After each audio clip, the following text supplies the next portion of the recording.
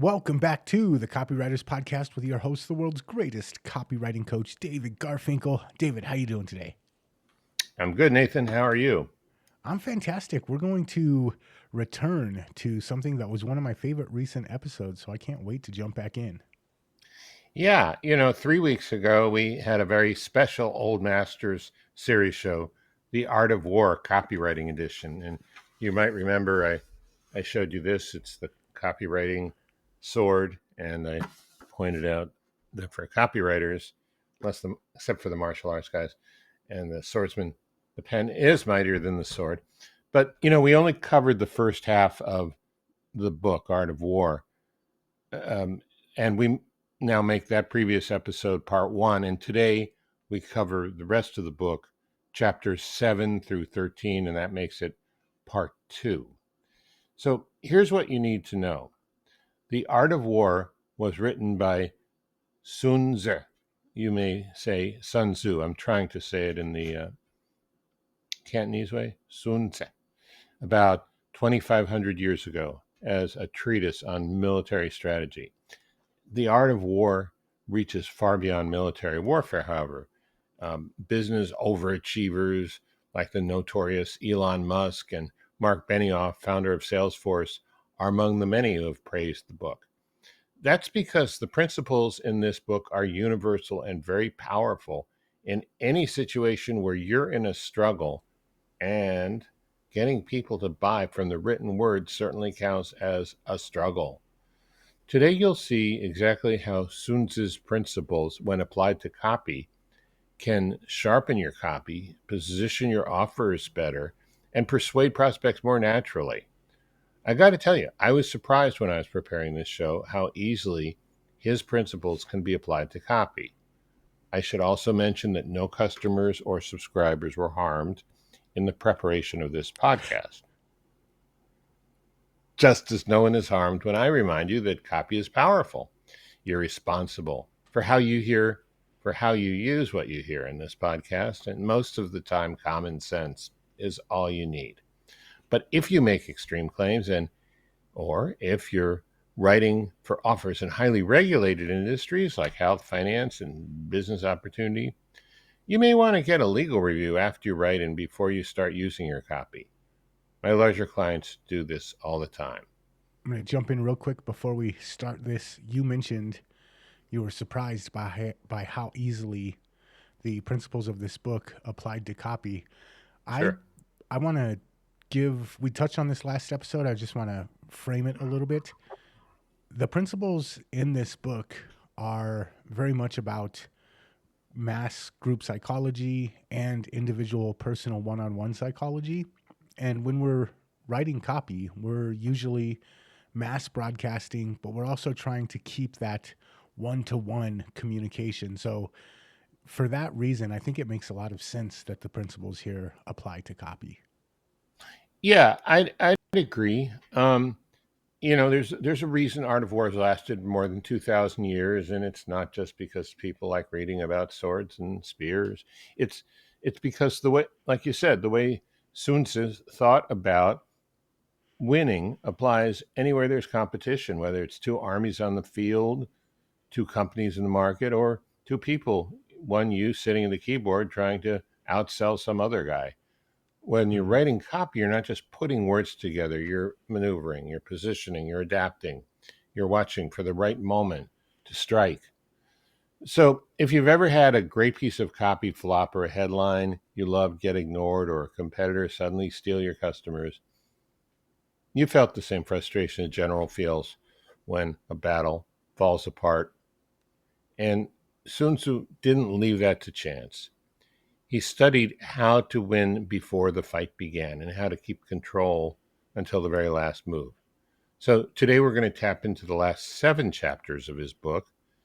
These are chapters about keeping your opponent guessing, matching your tactics to the exact ground you're on, knowing when to press hard and when to pull back, and gathering the kind of intelligence that lets you win before the other side knows what has happened. That sounds good to me. So let's get started. Okay, our section 1 is from chapter 7, and section 1 is maneuvering in copywriting. So, in The Art of War, Sun Tzu talks about the difficulty of maneuvering an army. He advises leaders to decide quickly, to appear where unexpected. For copywriters, maneuvering means moving your reader step by step through a message without them realizing they're being led. And when you're doing that right, they enjoy every moment. The key is to position yourself and your offer in a way that makes the final yes feel inevitable, even though you took an indirect route to get there. A strong hook is your first maneuver, not the obvious headline that says, buy this now. Instead, you open with something that generates curiosity and tension. Maybe it's a fact that doesn't fit, a problem they didn't realize they had, a story they can't stop reading until they know how it ends. Whatever it is, it must point towards the bigger idea behind your offer, but without giving the whole game away in the first sentence. Then keep them guessing until the end. Good fiction does this, and it's a technique that we can profitably use in copywriting too. Because when your reader knows the ending, there's a good chance they'll stop reading before they get there. So lead them in a way that feels natural while you're fully in control of the path. From the hook to the close, present each step so while it may be surprising, the next one still makes perfect sense to them. And then when they arrive at the yes, it feels like it was their idea all along. Hmm. That's when you know you've maneuvered well. Yeah. I read recently great sales copy isn't about pushing a product, it's about guiding the thought process. Ooh, I love that. And that's just what this is, what we just talked about. Yeah. All right, section 2, which is chapter 8 of the book, is about variation of tactics in copywriting. Sun Tzu warns that if you always fight in the same way, the enemy learns how to beat you. In copywriting, if you always write the same way, your readers learn how to ignore you. So don't be too predictable. If every headline feels the same, if every email starts the same way, if every offer sounds like the last one, your readers tune out. Surprise is what keeps attention alive. Now, variation starts with testing. Test headlines, not just for words, but for tone, for semantic quality. One headline might be urgent and direct, another could be intriguing and understated. Test openings. Try starting with the story in one version and a startling fact in another. Test the core angle. Maybe in one test, you position the product as a time saver, in another, as a status booster. When you see what works best, you don't just get a winning ad, you get insight into your market. Sometimes variation means stepping outside your own habits. If you're always serious, try injecting dry humor. If you're always short and punchy, try slowing down and building a more detailed narrative. You don't change who you are as a writer, you change the mood in which you deliver the message. Remember, your best tactic will eventually wear out. The headline formula that doubled your sales this quarter could flatline the next one. The story that once got rave reviews might feel stale after you've sent it 3 times. When you notice a tactic is losing power, retire it before the audience gets bored. Bring it back later if it still works. Rotation keeps your arsenal sharp. Don't think of variation as chaos. Instead, think of variation as a controlled mix of tactics that keeps your reader leaning forward, curious about what you're going to say next. And remember, by using variation, you are hardly abandoning proven strategies. Not at all. Instead, you're refreshing the strategies in new ways so they keep on working. Remember, your goal is constant re engagement so your prospect never drifts away. That's how variation turns into consistency. Not always totally consistent in style, but consistent in results. Hmm. I love this. I'm thinking about a general on a battlefield who only has one play in their playbook, or a football team that only has one really good, solid play. And it might work, but as soon as the other coach or the other general realizes, hey, this is what they always do, you can form a defense against it. In the battle for attention, it's the same thing. If it's the same play that I've seen 8 other gurus use, and you use the exact same hook or the exact same headline that I've already seen 8 times, I've been able to form a mental defense against it. Yeah, really, really good point. You gotta be able to surprise them. Section 3, which is chapter 9, the army on the march, understanding your audience's environment. In the art of war, Sun Tzu explains that an army on the move must pay careful attention to terrain, weather, and the enemy's behavior. He stresses the importance of choosing high ground, securing supply lines, and spotting signs of the enemy's intentions before they strike. This environmental awareness often means the difference between victory and disaster. Now, for copywriters, the terrain is your audience's environment, the world they live in, and the factors influencing their decisions. You can write the most persuasive copy in the world, but if it doesn't fit into what's happening in your reader's life or industry, it can still fail. So start by anticipating external conditions that could affect how your audience sees your message. Are there economic changes making people more cautious with money? Is a competitor making big moves in the market? Are there new trends shifting what your audience values most? Staying alert to these conditions lets you tailor your message so it feels relevant and timely. Next, secure your supply lines by making your messaging resilient against objections and disruptions. Think about what could cause a reader to lose trust or abandon the sale: price concerns, skepticism about results, confusion over the offer, and address these proactively in your copy. When you handle potential roadblocks in advance, your message stays strong no matter what else is happening around it. Finally, keep your eyes on the enemy's movements by tracking and analyzing feedback. Monitor your analytics, watch response rates, and pay close attention to comments or questions from your audience. These are your signals, clues about how your market is feeling right now. Are your open rates dropping? Maybe your subject lines aren't connecting. Are conversions rising on one particular offer? Double down on what's working. The takeaway: just like a general on the march, a copywriter must stay aware of the environment, protect the essentials, and read the signs. By doing this, you'll position yourself to avoid ambushes, spot opportunities early, and keep your copy on the winning path. I think it was Robert Collier said, join the conversation that's already happening in your prospect's mind. I think that fits perfectly here. Yeah, it really does. It's a good point. All right, section 4, matching your copy to the terrain. That's from chapter 10 of the book. Sun-tzeh advised spending a lot of time studying the ground before sending troops forward. Now, for us, the ground or terrain is the mental and emotional ground our prospects are standing on when they encounter our message. And here's why that's important. A prospect who's hopeful reads different from one who's desperate. A skeptical reader needs proof. A confused reader needs clarity. A hopeful reader wants a vision of what's possible. A desperate reader needs a lifeline. If you use the wrong approach for the terrain you're on or your prospects on, you'll lose them before you even get moving. So your job is to figure out where the prospect's head and heart are at right now. And that means paying close attention to their language in reviews, forums, and social media. It means paying attention to what questions they're asking and noticing which ones they're not asking. It also means knowing the events of the external world that are shaping their mood.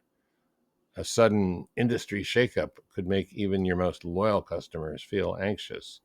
A win in the news for your kind of product could put them in a more open, optimistic state. Here's some specific tactics for each type of emotional round. If they're skeptical, load your copy with proof, hard data, credible testimonials, demonstrations. If they're confused, strip away complexity. Use clear benefits and obvious next steps. Work hard to make your descriptions and explanations simple and easy to understand. If they're hopeful, paint a picture of what their life could be with your solution and show them exactly how to get there. If they're desperate, move quickly to the core benefit and the relief that it brings. Then back it up with proof so they can act without second guessing. But understand this because it's very important. Matching their terrain doesn't mean reinventing your brand. It simply means adjusting your emphasis so that your message lands on receptive ground. After all, your offer is going to stay the same. It's just the way you present it that changes. Think of it like a photographer adjusting the angle and lighting to bring out the best shot of the same subject. And here's a key lesson from this section. Most copy misses the mark because it's written for an imaginary average customer. That's like marching into battle without looking at the hills, rivers, or obstacles in the way. When you write to the actual terrain, not the one you wish you had, you're speaking directly to what's real for your reader. They feel seen, they feel understood. And that's the first step to getting them to move with you. Terrain changes, your offer might not, but your copy must shift so it always matches the ground under your prospect's feet. I'm thinking, and I want to get your input on this. I'm thinking if you're selling to different parts of your audience, or maybe also dependent on what your offer is, if you're selling a weight loss supplement and your market has heard all the promises before, they're probably very skeptical and you should lean in on the proof.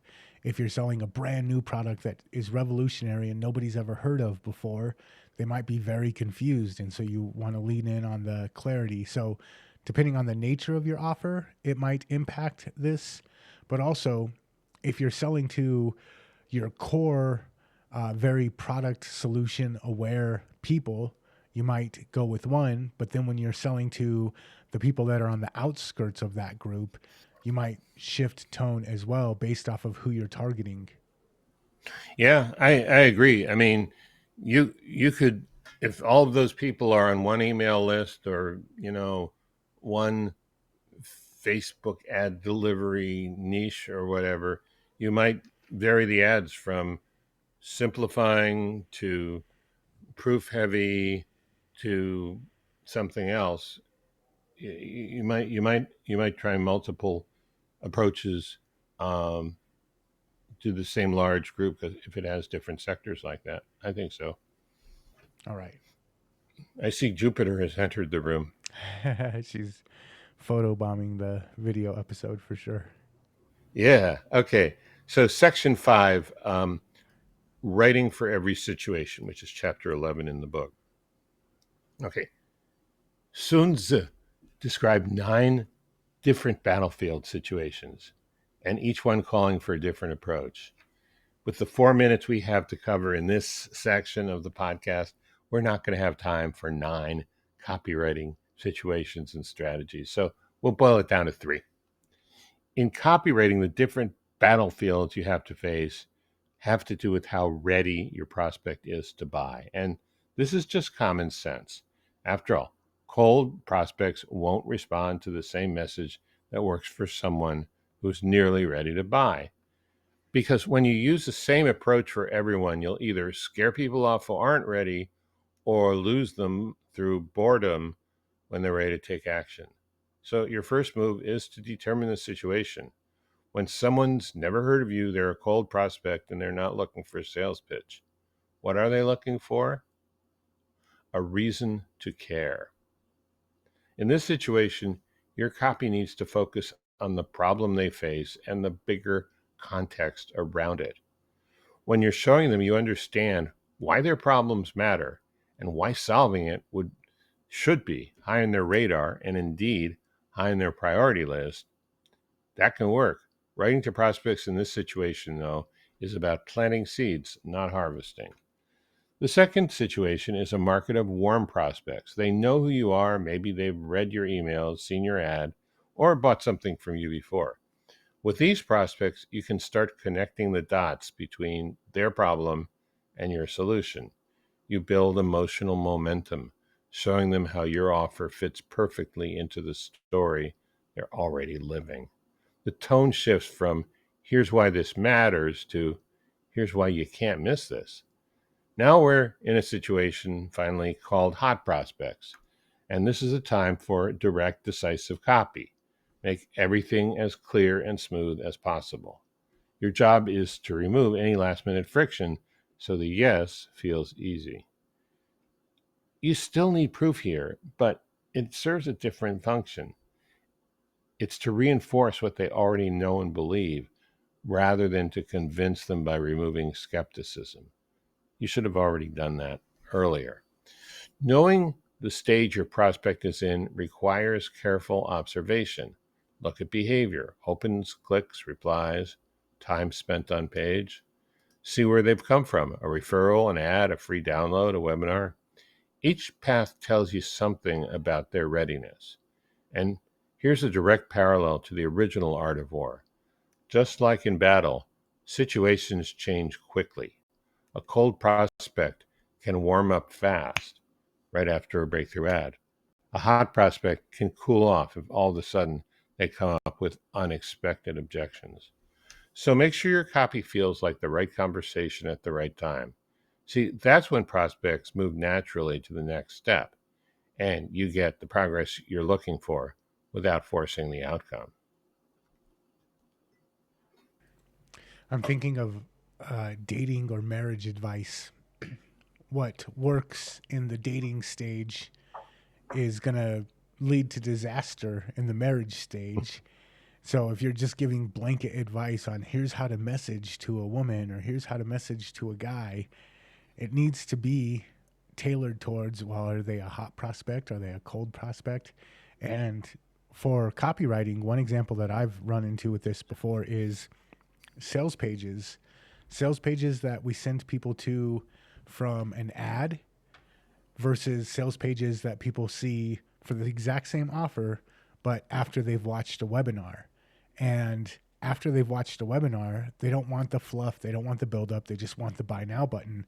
But if it's coming from an ad, you've got to set all of the framing. And so two sales pages for the same offer will work differently based off of where the person is coming from. I thought that was a really great point that you made. Thanks. And really, really great way to illustrate it, too. All right, let's go to section 6, lighting a fire under your reader, which is chapter 12 in the book. Now, in the book, Sun Tzu talks about attack by fire, and he means using a force that couldn't be ignored, one that spread quickly and left no doubt of its impact.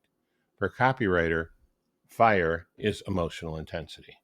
It's the spark that turns interest into urgency. It's interesting. Emotion is like lightning, it moves fast. Logic is like walking up a staircase. See, your prospect can understand your offer perfectly and not act with a logical situation.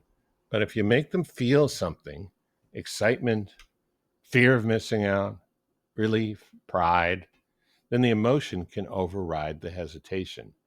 It becomes harder for them to put your message aside. So, how do you light the emotional fire? Start with stories. Prospects like this because they don't just read about a problem, they experience it. They don't just see a solution, they feel what it's like to have it. The more vivid and specific your story, the hotter the fire burns. Now, an important point to remember: Sun Tzu didn't recommend setting fires in the rain. In the same spirit, you shouldn't throw high intensity copy into the wrong situation. If your audience is skeptical, start with proof before turning up the emotional heat. If they're already hopeful, a story of transformation might be exactly what gets them to act now. Match the type and level of emotion to the current mood of your market. But an emotional peak without a next step, that's wasted energy. Your call to action should appear when your reader is feeling it the most, not after they've cooled down. You've just told a story that makes the cost of inaction crystal clear. Well, put the buy now or sign up now button right there. If you've painted a vivid picture of the future they want, give them the path to get it while they're still imagining it. This one, for me particularly, is uh, the tension between the logic and the emotion that we say people buy based off of emotion and then they look for logic to back it up. Knowing when to trigger that emotion, knowing when to play off of that is so key. And then knowing what to do next once you've ignited that emotional state is important as well. Yeah, it really is. And this is something that comes more from time than an experience and failure sometimes, and winning for sure. But it comes from experience rather than just a formula or reading a book or attending a seminar. It it's about engaging with the experience of life in the sales process, and sometimes this takes a little while to develop. Section 7, the Copywriters Intelligence Network, and this is chapter 13 in the book. So, in the art of war, Sun Tzu called for spies as essential for victory. In copywriting, spies are your sources, whether they're literal spies or otherwise, they're your sources of market intelligence. And the best copy, you were mentioning Robert Collier before, Nathan, right? This, here you go. The best copy sounds like it comes from inside your prospect's head. And that's not an accident. It's a result of knowing your prospects so well that you can describe their problem better than they can. When you do that, you earn their attention instantly. And you can't fake it. You need real intel. Now, the intel may be your own experience, but if it's not, your intel comes from spies of many forms: customer feedback, competitor analysis, market trend tracking. Each source gives you a piece of the map. Together, they show you the whole battlefield. But don't do this like a series of boxes to check on a checklist. See, anyone can skim a few reviews or glance at a competitor's ad. That's like sending out one scout for one afternoon. The real advantage comes from deep, ongoing observation and reflection. Look for repeated phrases in your prospect's own words. Track the emotional tone in their complaints and compliments. Notice what's missing from competitor messaging that your offer delivers. Over time, you'll see patterns that other people miss. Markets shift fast. What mattered to your audience a few months ago may not matter nearly as much now. Your spies keep you updated so your copy never sounds out of touch. Okay, I will add a caveat to this. Where your intelligence comes from matters. A lot of people say they want something, but their actions prove that they want something else. And so you can't always trust what they tell you with their words, but you usually can trust what they tell you with their actions. So surveys about people who haven't bought yet might not get you good information. Surveys from people who have bought might get you better information. And I remember for a number of years now, there was this advice: people buy because of the movement that they're part of and social values. And that made a big impact in marketing for a long time. And the people that they were getting those social values from were people who weren't buying. They were people who screamed and yelled on Twitter about the things that they were offended of or over. And a lot of marketing tailored towards what people were saying with their words and not actually buying with their actions. So be careful about who your spies are and the quality of the information that you're getting. So, another little trick is people will be hesitant to answer questions in a valuable way, but they're very quick to correct you. Ah, So you can also get market intelligence negatively. So Um, from what I understand, you prefer whole milk to skim milk. I would never buy whole milk. Are you kidding? That fat is awful, right? Um, as opposed to, um, what do you like, skim milk or whole milk? Hmm. Well, whole milk does have that better flavor and so forth, There's right? there's the old meme. If you need the answer to something, don't ask the internet. Post your own answer that you know is incorrect, and then people will tell you the right answer in the comments. Exactly. So something to think about as an additional intelligence tool. All right, let's do a quick recap. Um, so we had 7 sections, which were actually chapters 7 through 13 in uh, the Art of War, and we renamed them for copywriting. So, and we called them sections 1 through 6, even though they covered chapter 7, and that's complicated. Let's just go. All right, section 1. Maneuvering in copywriting, winning copywriters, guide readers with positioning, timing, surprise, keeping them engaged from hook to close. 2. Variation of tactics in copywriting, varying your headlines, angles, and tones prevents predictability and keeps your audience curious. 3. Reading the terrain in copywriting. Understanding your audience's environment lets you match your message to their current reality. 4. Matching your copy to the terrain. Different emotional terrains, skeptical, confused, hopeful, desperate, require different persuasive tactics. 5. Writing for every situation. Cold, warm, and hot prospects each require a unique balance of education, excitement, and closing power. 6. Lighting a fire under your reader. Emotional intensity, backed by proof, creates urgency that drives immediate action. And 7. The Copywriters Intelligence Network. Deep, ongoing research into your audience ensures your copy hits the most responsive nerve. Hmm. Okay, I never do this. I'm going to give people 2 calls to action at the end of this episode. Number 1, go and read The Art of War. It takes about an hour to sit down. You can get it done in a single afternoon, and it is such an amazing book. And then, if you want to listen to the first part of this series and re listen to this one, go to copywriterspodcast.com. You can catch both episodes there, as well as 400 plus other episodes on how to improve your copy and get more sales. Copywriterspodcast.com. David, thank you so much for putting this together, man. You're welcome, and I'd like to make a political statement if I could. Oh, no. I'm David Garfinkel, and I approve of your 2 calls to action. Okay. All right. I don't think we can get canceled for that one, man. Until next time, we All will right, catch you later. catch you later. Bye.